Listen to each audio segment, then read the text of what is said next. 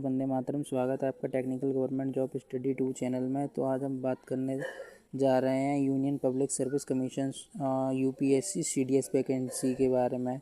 तो कृपया आप हमारे चैनल पर नए हैं तो हमारे चैनल को सब्सक्राइब कर लीजिएगा और लाइक कमेंट कीजिए ताकि आगे आने वाला अपडेट आपसे मिस ना हो सके। तो आज हम बात करने चलते हैं इसमें यूपीएससी सीडीएस, जिसमें कितनी वैकेंसी है, क्या एलिजिबिलिटी है, क्या फॉर्म फीस है, फॉर्म कैसे ऑनलाइन करें, और इसमें पोस्ट वाइज अलग अलग एलिजिबिलिटी रखी गई है। एप्लीकेशन डेट क्या है, लास्ट डेट क्या है, सीडीएस में एज लिमिट में फ़ीमेल को क्या छूट मिलने वाला है, कितनी पोस्टिंग है, ऑनलाइन कैसे करें, क्या क्या डॉक्यूमेंट चाहिए, सैलरी कितनी है, और कौन से क्या क्या सब्जेक्ट आएंगे, और सिलेबस पैटर्न क्या है, इंटरव्यू कितने दिन का होता है, और फिज़िकल टेस्ट में क्या क्या होता है, और मेडिकल टेस्ट में क्या क्या होता है। तो चलिए बिना टाइम वेस्ट किए हम आपको ऑफिशियल वेबसाइट पर लेके चलते हैं।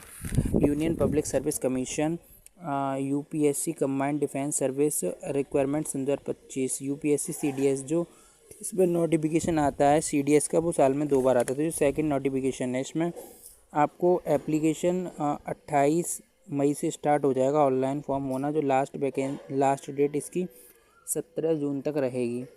इसमें इसमें अब फ़ीस की बात कर लेते हैं। इसमें कैंडिडेट जो जनरल कैंडिडेट्स हैं उनकी फ़ीस ओबीसी और ईडब्ल्यूएस वालों को 200 रुपये फ़ीस लगेगी। एससी एसटी और मेल और फीमेल को शून्य फ़ीस लगेगी। उन्हें कुछ भी फ़ीस नहीं देनी, उनका free of cost form fill होगा।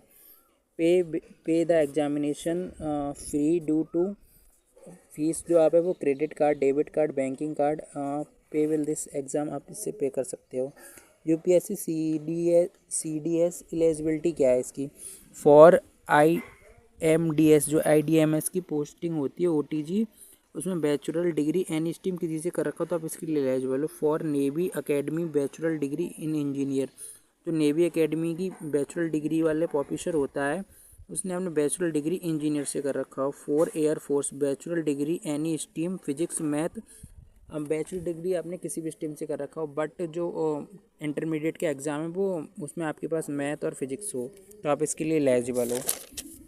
अब हम बात कर लेते हैं इसमें एज के बारे में। एज क्या रहने वाली है आपकी? मिनिमम एज 20 साल होनी चाहिए, मैक्सिमम एज 24 होनी चाहिए।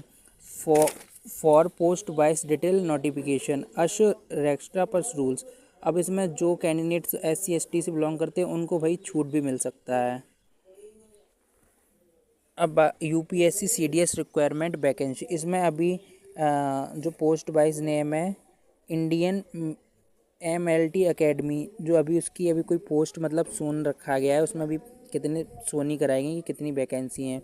एयरफोर्स एकेडमी इस पर भी अभी सुन रखा गया है। इंडियन नेवी एकेडमी इस पर भी अभी सुन नहीं कराई गई है वैकेंसी।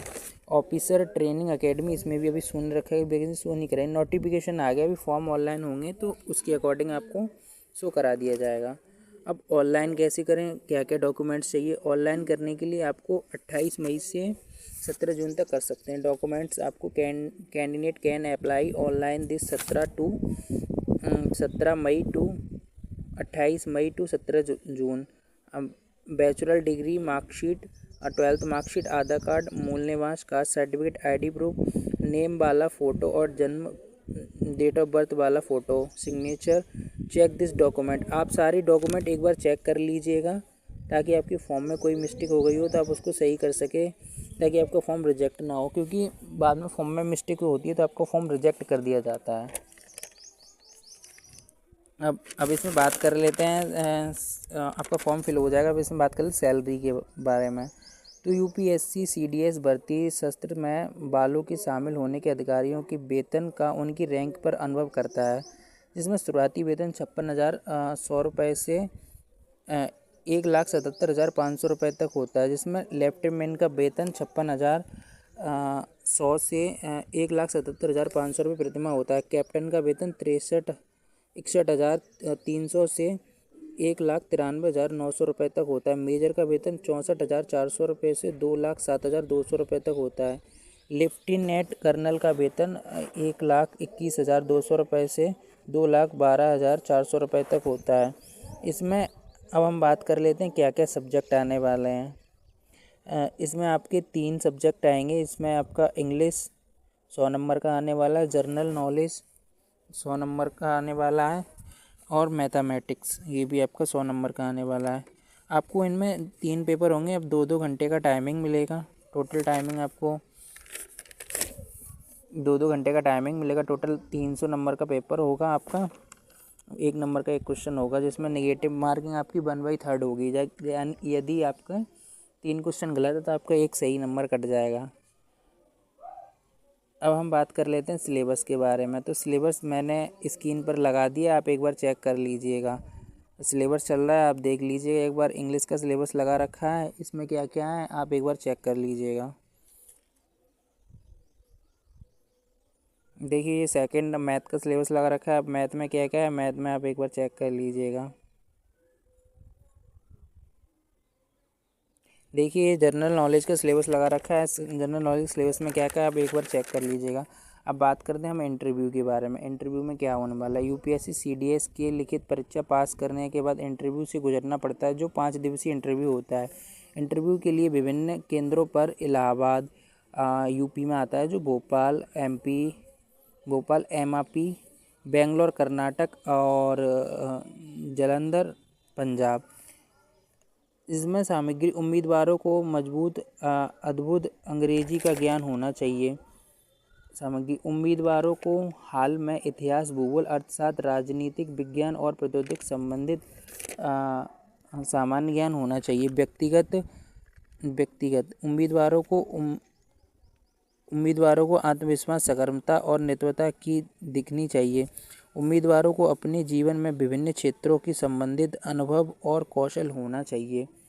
ये इसमें स्किल्स पूछे जाते हैं जो इंटरव्यू में है। मैंने आपके सामने जो लिस्ट लगा रखी है आप एक बार चेक कर लीजिएगा। उम्मीदवारों को अपने जीवन में क्षेत्र संबंधित अनुभव कौशल होना चाहिए। अब बात कर लेते हैं फिजिकल टेस्ट के बारे में। तो फिजिकल टेस्ट में आपके शारीरिक परीक्षण में शारीरिक क्षमता और स्वास्थ्य के मापदंडों की जांच होती है, जिसमें ऊंचाई, वजन, दृष्टि और शरीर की क्रिया जैसे दौड़ना, चीखना, पुशअप्स और पुलअप्स, रस्सी कूदना, चढ़ना आदि ये शामिल होते हैं। अब इसमें मेल की जो लंबाई की बात की जाए तो इसमें 157.5 सेमी रखी गई है, जो नौसेना के लिए है। और नौसेना के लिए और 157 जो वायुसेना के लिए है। और 157 इसमें भी ये आप वायुसेना के लिए एलिजिबल कर सकते हो। महिला उम्मीदवारों के लिए 152 की ऊंचाई रखी गई है, जिसमें गोरखपुर और उत्तर पूर्वी क्षेत्र में न्यूनतम ऊंचाई 5 सेमी रखी गई है। अब बात कर लेते हैं मेडिकल के बारे में।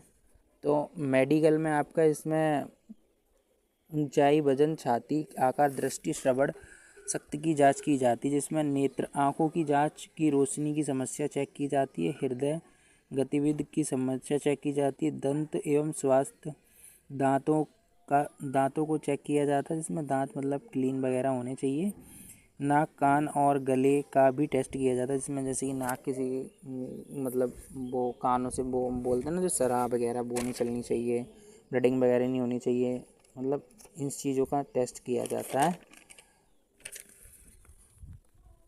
अब थर्ड मनोवैज्ञानिक परीक्षा। मनोवैज्ञानिक स्वास्थ्य और व्यक्तिगत संबंधित विरोधी जांच की जाती है। चिकित्सालय इन सभी बोर्ड द्वारा गुजरने पर उम्मीदवारों को फिट घोषित किया जाता है और उन्हें आगे प्रक्रिया में अनुमति दी जाती है। कृपया आपको हमारी जानकारी अच्छी लगी हो, मतलब इतना आपका सारा कुछ टेस्ट वगैरह होगा, आप मेडिकल वगैरह फिट हो, इंटरव्यू आपका क्लियर हो गया।